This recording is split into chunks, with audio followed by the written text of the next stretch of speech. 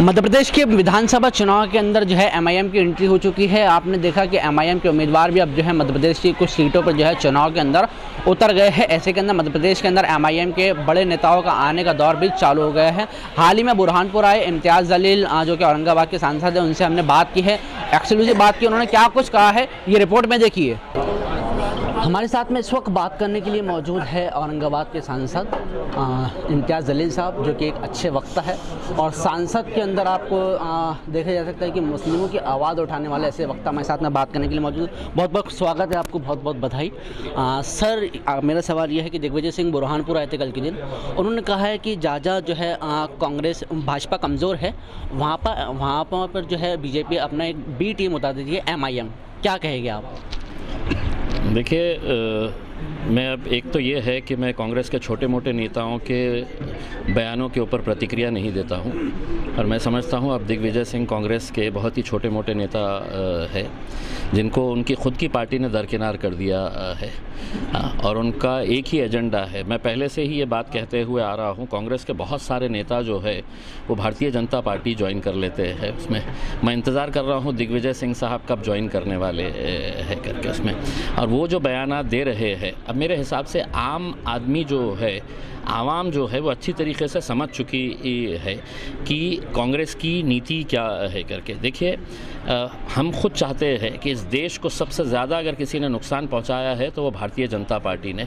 और भारतीय जनता पार्टी को अगर हमें ख़त्म करना है तो आपको तमाम तबकों को साथ में लेकर चुनावी मैदान में उतरना पड़ेगा। लेकिन अगर आप ये समझेंगे कि मुसलमान आपके ग़ुलाम है और आपके लिए से वोट डालने का काम करते रहेगी, आप मुसलमानों को सिर्फ मोहल्लों के लीडर बना के रखेंगे, काउंसिलर्स बना देंगे, कॉरपोरेटर्स बना देंगे, लेकिन विधानसभा के अंदर खुद जाएंगे, लोकसभा के अंदर खुद जाएंगे और हमने इन्हें वोट देते रहना है। हमारा ये कहना है कि 230 सीटें अगर मध्य प्रदेश के अंदर है, मैं दिग्विजय सिंह साहब से पूछना चाहता हूँ कि क्या वजह है कि बुरहानपुर जैसे और भी मध्य प्रदेश के अंदर 5-7 सीटें हैं जहाँ पर अगर वो देते तो शायद हम आते नहीं। मैं दिग्विजय सिंह साहब और कांग्रेस पार्टी का तहे दिल से शुक्रिया अदा करना चाहता हूँ कि आपने मुझे बाज़ाब्ता दावत देकर बुलाया है कि यहाँ पर आओ और अपने पैर जमाओ करके। क्या लगता है आपको, मध्य प्रदेश में आपकी एंट्री हो चुकी है, चुनाव आप लड़ रहे हैं, तो आपकी और असद साहब की प्रतिष्ठा दांव पर लगी है, आपको ऐसा लगता है? देखिए, ऐसा नहीं है कि प्रतिष्ठा उसके अंदर, राजनीति के अंदर हमारा काम ये है कि हम सिर्फ मेहनत करते हैं।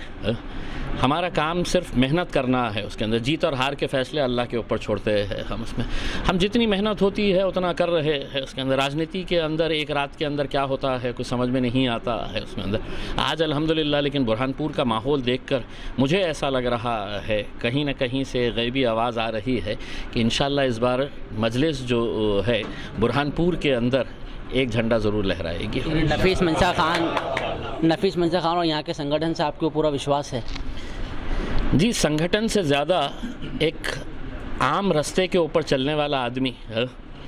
आज जब मैं गाड़ी में से गुज़र रहा हूँ, एक रिक्शे वाला बाजू से गुज़रता है और वो कहता है कि साहब पतंग ही चलने वाली है करके, तो मेरे लिए इससे बढ़कर और क्या खुशी की बात हो सकती है कि आम आदमी है तो आपके साथ जुड़ा हुआ है। रास्ते के ऊपर ठेले वाला, पान वाला, रिक्शे वाला ये अगर कह रहे हैं कि नहीं साहब इस बार है तो हम मजलिस को देंगे, हम पतंग को वोट देंगे करके, तो यकीनन हमारे भी हौसले बुलंद होते हैं। बस ये है कि आखिरी के कुछ दिन बचे हुए हैं, अगर यहाँ के जितने ज़िम्मेदार हैं अगर वो सही तरीके से अपना वोटिंग परसेंटेज बढ़ाने में कामयाब हो जाते हैं, बहुत अच्छे तरीके से अगर वोटिंग करते हैं बिना कोई हुल्लड़बाजी करे हुए पूरे प्रॉपर प्लानिंग के साथ, तो इंशाल्लाह आप 3 तारीख के दिन देखिएगा कि बुरहानपुर के अंदर एक नई तारीख दर्ज होगी।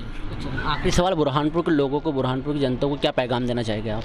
देखिए, मैं यही कहना चाहूँगा कि आज इस मुल्क के अंदर बहुत सारे मसले हैं और हर सियासी पार्टी ने इस कौम को निशाना बनाई हुई है और आपके फ़ैसले, और मैं तो यहाँ तक कहता हूँ कि अब हमारे दीनी फ़ैसले भी जो है वो अब हमारे शरई क़ानून को दरकिनार करते हुए लोकसभा के अंदर लिए जा रहे हैं, विधानसभा के अंदर लिए जा रहे हैं।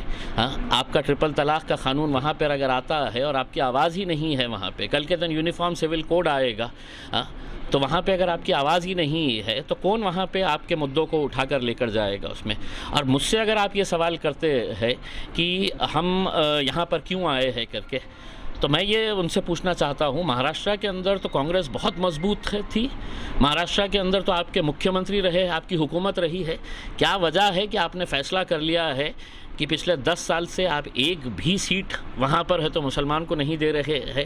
क्या वजह है कि पूरे महाराष्ट्र के 48 सीटों के अंदर से एक ही मुसलमान चुन के आता है, वो भी मजलिस की तरफ से चुन के आता है?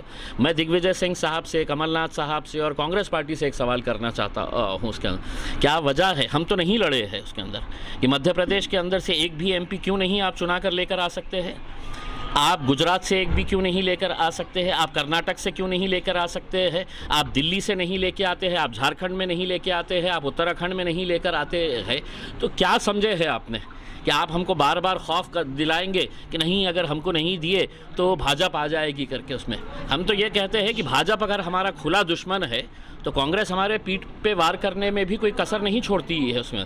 और आज जो मध्य प्रदेश के अंदर वो किए हैं उन्होंने, मैं दोबारा कहना चाहता हूँ कि हम नहीं लड़ने वाले थे मध्य प्रदेश के अंदर, लेकिन जब हमने देखे कि 230 सीटों में से महज 2 सीटों को, और वो भी उनकी मजबूरी थी कि दोनों सिटिंग MLAs थे, तो वहाँ पर सिर्फ 2 सीटें अगर उन्होंने दिए हैं तो हमारी नाराज़गी है। और यकीनन बुरहानपुर की आवाम आज सड़कों के ऊपर निकल कर आई है तो उन्हें भी ऐसा लगता है कि हमारे साथ कहीं ना कहीं धोखा किया गया है करके।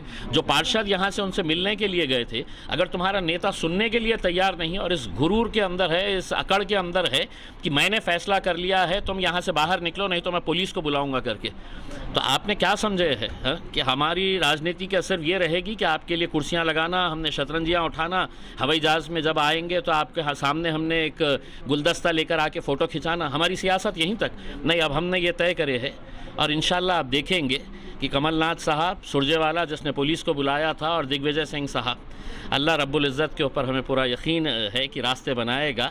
आपके बाजू हमारा नफीस मंशा जाकर कुर्सी के ऊपर बैठेगा विधानसभा के अंदर। एक और सवाल, पिछले दिनों असद साहब का एक वीडियो वायरल हो रहा था, उन्होंने वो वीडियो के अंदर कहा है कि आज जब मोदी अपना राम मंदिर का जब लोकार्पण करने जाए तो राहुल गांधी को अपने साथ लेके जाए, इस पर आप क्या कहेंगे? देखिए, आज आप ये फैक्ट है कि आज कांग्रेस इतने सालों से अपने आप को एक सेक्युलर जमात के तौर के ऊपर पेश करती थी, और ये सच्चाई है कि मजलिस जब यहाँ पर नहीं थी हम भी कांग्रेस को ही वोट देते थे उसमें, सेक्युलर। लेकिन जब उन्होंने देखा कि मोदी सत्ता के अंदर पहुँचा है तो हिंदुत्व का सहारा लेकर, तो उन्होंने कहा कि ये मुसलमान कहाँ जाएगा, मुझे छोड़कर ये भाजपा के पास तो जाएगा नहीं, तो इनको अगर मैं जूती पे भी रखूँगा तो इन्हें झक मरा के है तो मुझे ही वोट देना है करके। तो हम यही कह रहे हैं कि आज कांग्रेस में और भाजपा के अंदर कोई बहुत ज़्यादा अंतर रहा नहीं है हिंदुत्व के मुद्दे के ऊपर। आपको जो मुद्दा लेना है आप लीजिएगा उसमें, लेकिन आप ये जब झूठी बातें करते हैं कि हम फ़िरका परस्त नहीं, हम सेक्युलर जमात है करके, तो आपका सेक्युलरिज्म ये है कि आप हमको सिर्फ मोहल्ले का नेता बनाकर छोड़ना चाहते हैं और विधानसभा में खुद जाना चाहते हैं? नहीं, अब हम भी वहाँ पर जाएंगे इंशाल्लाह। बहुत बहुत शुक्रिया हमसे बात करने के लिए। तो आपने देखा इम्तियाज़ जलील साहब थे औरंगाबाद के सांसद, क्या कुछ उन्होंने कहा हमने आपको बताया। तमाम बड़ी खबरों के लिए बने रहे BNC न्यूज़ के साथ, अपने कैमरा सहयोगी अनस के साथ मैं दानिश अदा खान, BNC मीडिया बुरहानपुर।